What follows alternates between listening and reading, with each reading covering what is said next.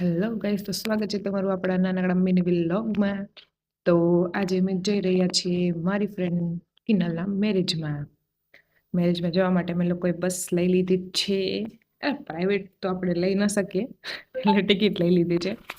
પછી અમે સવારમાં જાગીને જોયું તો અમે પહોંચી ગયા હતા સુરતમાં. તો સુરતનો નજારો કંઈક આવો હતો. અમે ત્યાં જોયું ખેટલા પાસ ટી સ્ટોલ.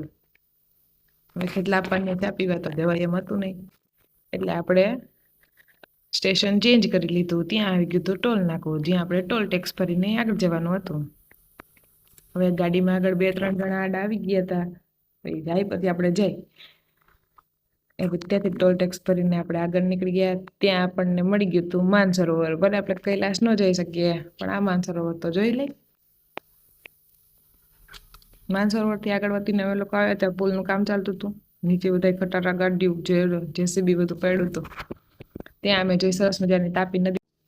પછી મેં લઈ લીધું નાનકડું શોર્ટ્સ. અમારી પડી ગઈ હતી સવાર. સાહેબ જાગી ગયા હતા, તો કંઈક સવારમાં એનું મૂડ આવું હતું. પછી અમે ગામની અંદર એન્ટર થયા. ત્યાં અમારા નાના બેબી બેન જાગી ગયા હતા. પછી ખુશીબેનને કીધું કે હાલો બેન જાગી જાઓ, એટલે ખુશીબેન શરમાઈ ગયા હતા.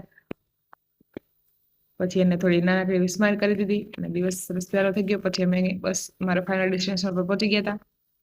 પછી અમને પિકઅપ કરવા માટે આવી ગયા હતા કિનલના મોટા ભાઈ અને એમના કાકા. પછી અમે રેડી થઈ અને પાછા પહોંચી ગયા હતા અમે લિફ્ટમાં, જ્યાંથી અમારે જવાનું હતું મેરેજ વેન્યુ પર. હું પણ રેડી થઈ ગઈ હતી મંડપ ફંક્શન માટે.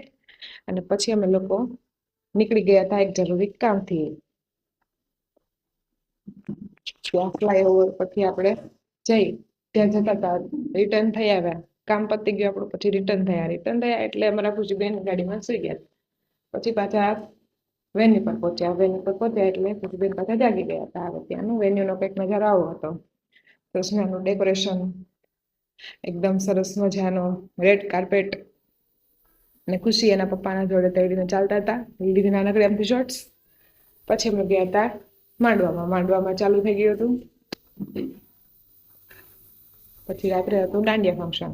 તો અમે લોકો દાંડિયા માટે રેડી થઈ ગયા હતા. સરસ મજાના આઉટફિટ્સ વેર કરીને. ત્યાં અમારા બેસ્ટ ફ્રેન્ડ આવી ગઈ હતી પૂર્વિશા. એણે મારા બધાના ફોટોશૂટ કરી લીધું. પછી અમે જમવા ડિશ લેવા જતા હતા, તો પૂરીબેન પોતાના ફોનમાં બેઠી ગયા હતા, એટલે મેં લઈ લીધો તેમનો નાનકડો એવો સીન.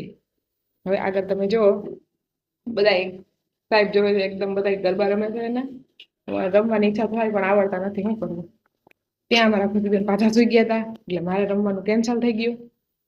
પછી નાનકડી એવી શોર્ટ્સ લઈ લીધી ગરબાની. બધા સરસ મજાના ડાન્સ કરતા હતા. અમારા કુમાર ડાન્સ કરતા હતા.